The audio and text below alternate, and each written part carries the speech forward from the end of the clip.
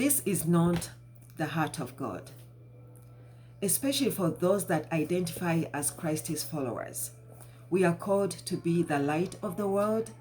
The heart of God is for followers to pray for the leader and the person they are attacking. This is a win-win situation.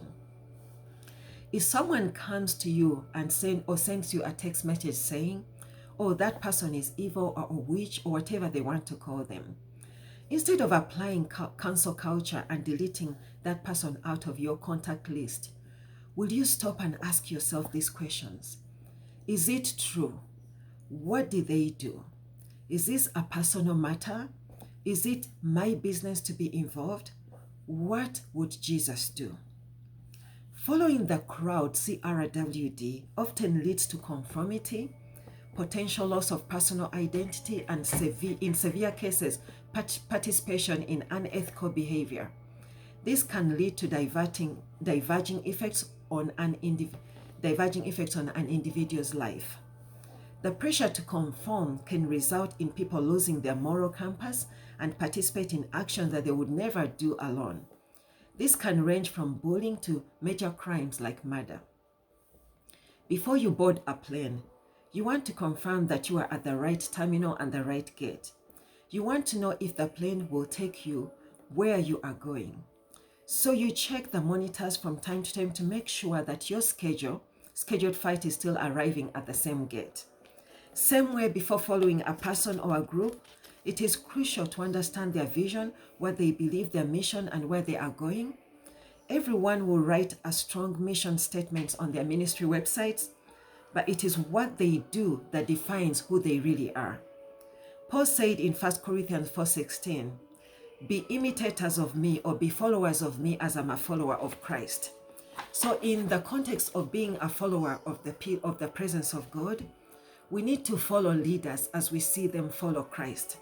If a leader goes astray and what they are doing is leading to death and destruction, you don't really have to follow them. You can pray for them, you can honor them, you can serve them, you can say, Pastor or my teacher, my leader, I love you, I respect you, but I have to follow Christ. And in this situation, I'm not following that direction. What does the Bible say about following the cloud?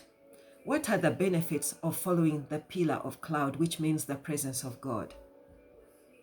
In following God's guidance, the hardest thing to do is to stay put and wait for his instructions for the next move.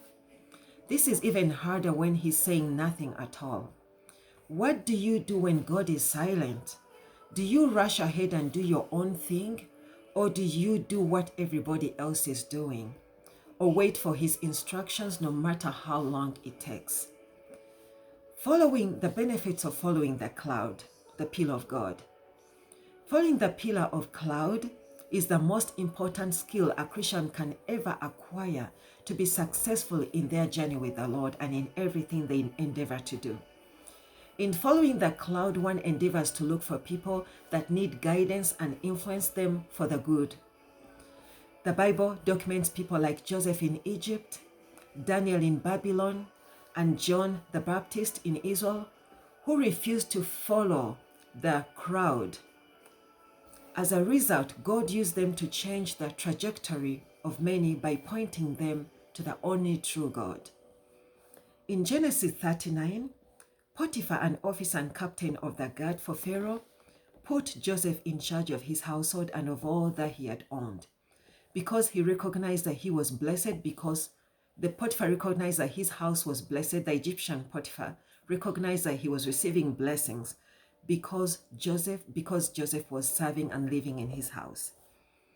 In the biblical story, officials jealous of Daniel's success manipulated King Darius into signing a 30-day decree forbidding prayer to any god or man except himself. Daniel remained faithful, praying 3 times a day in his room with his windows wide open towards Jerusalem. When these Jerusalem men saw that Daniel was disobeying the decree of the edict that the king had made, they went and reported them to the king, and the king had to throw Daniel in the lion's den. However, God sent an angel to shut the lions of the mouth. The next day, King Darius, seeing Daniel unharmed, recognized the power of the God of Daniel, and he ordered the bad men who had reported him to be thrown into the lion's den, and he ordered Daniel to be released, and commanded the entire province to fear and worship the God of Daniel. Daniel chose to follow the cloud, and God showed up for him. Every time you honor God by choosing to follow His way, His truth, He's going to honor you back. The wise men from the east followed the star to find the born Messiah, the newborn Messiah. It took them about 2 years to cross the desert until the time they found where he was. On the contrary, the religious sects of the day, the Pharisees, the Sadducees, who knew the Torah so well, they knew about the prophets, about the Messiah. But when they heard that the Messiah had been born in Bethlehem, they did not go out to seek him. They chose to stay in the crowd instead of following the cloud, the Messiah that had come. In a world with constant noise, conflict, information, and rapid culture shifts, owning the ability to discern truth and lean into God's voice is essential for navigating life with peace and clarity.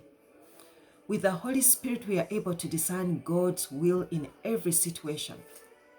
In John 14:26, Jesus promised that the Father would send the Holy Spirit in his name to teach believers all things and remind us what he has taught us. So we have the Holy Spirit to teach us if we don't know what to do, if we don't know how to respond to a situation. We can ask the Holy Spirit, the Spirit of the living God, guide me, teach me, show me the way that Jesus would want me to go. In conclusion, following the cloud means following God's guidance and leadership, placing his will above the opinion of man. While following the crowd, CROWD, means following anything but God, doing something just because everyone else is doing it.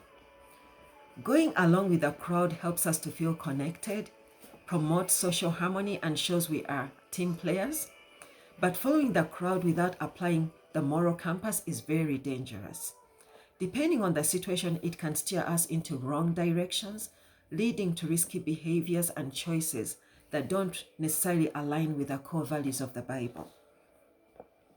On the other hand, following the cloud provides direction, protection, and a sense of purpose that is not dependent on popular opinion.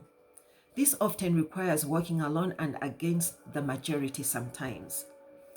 This generation has been given much. To whom much is given, much is required, according to Luke 12:48.